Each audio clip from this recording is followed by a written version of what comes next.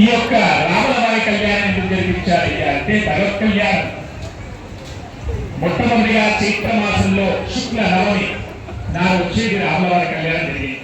ఈ రాముల వారి కళ్యాణం జరిపించినప్పుడు లాభిస్తాము. మొట్టమొదలు చైత్రమాసంలో అంటే మన సంవత్సరం మొదలవుతుంది. మొదటి కళ్యాణం ఎవరిని జరిపియాలయ్యా అంటే భగవత్ కళ్యాణం రాముల వారి కళ్యాణం జరిపియాలని ఆనవాయితీ.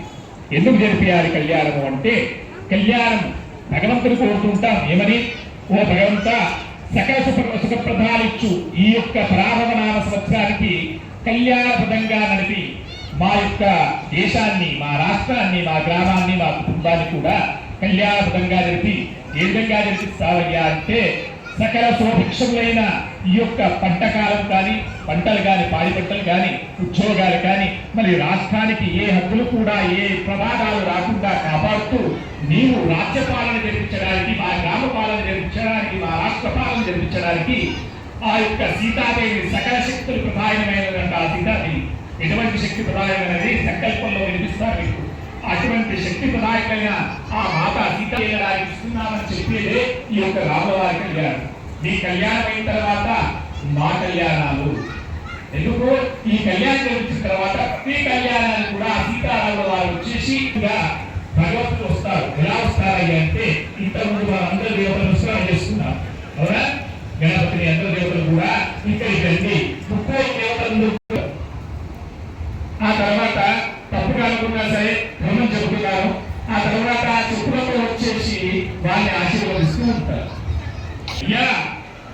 పంచభూతాల సాక్షిగా వచ్చినటువంటి పెద్దల సాక్షిగా, నా గ్రామ దేవతల సాక్షిగా, నా కులం సాక్షిగా, నా అంతరాత్మ సాక్షిగా ఇదిగో నా యొక్క కూతుర్ని కన్యాదానంగా ఇస్తున్నాను అని చెప్పుకుంటారు.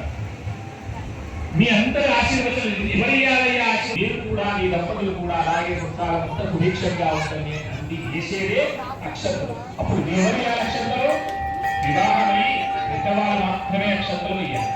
అవునా, పాదరక్షణ లేకుండా చక్కగా వారిని ఆశీర్వదిస్తే, మనస్ఫూర్తిగా ఆశీర్వదిస్తే పెళ్లి కాలం కూడా సంతోషంగా ఉంటారు. మండపంలో ఆశీర్వదించారు. శ్రీరామచంద్ర భగవానికి తర్వాత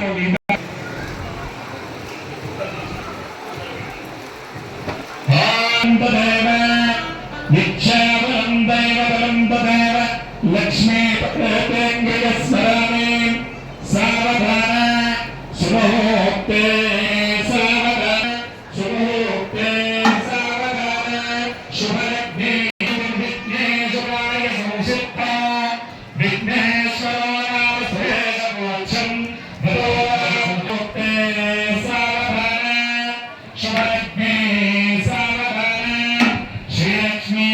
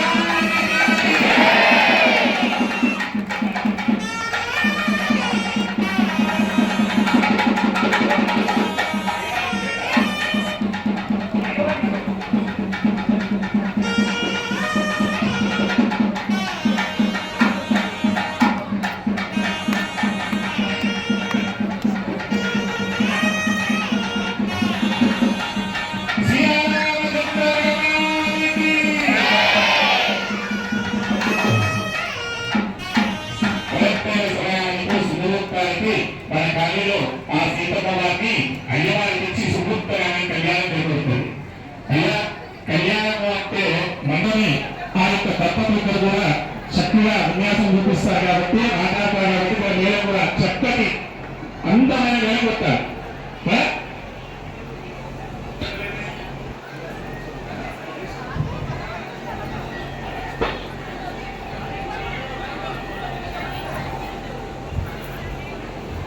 లక్ష్మీకారం కాబట్టి ఈ కార్యక్రమానికి ఏమైనా వస్తువులైనా రుణాలైనా సాయం చేస్తున్నా అక్కడ మన ఆలయం ముందర వీలుగా ఏర్పాటు చేశారు. నా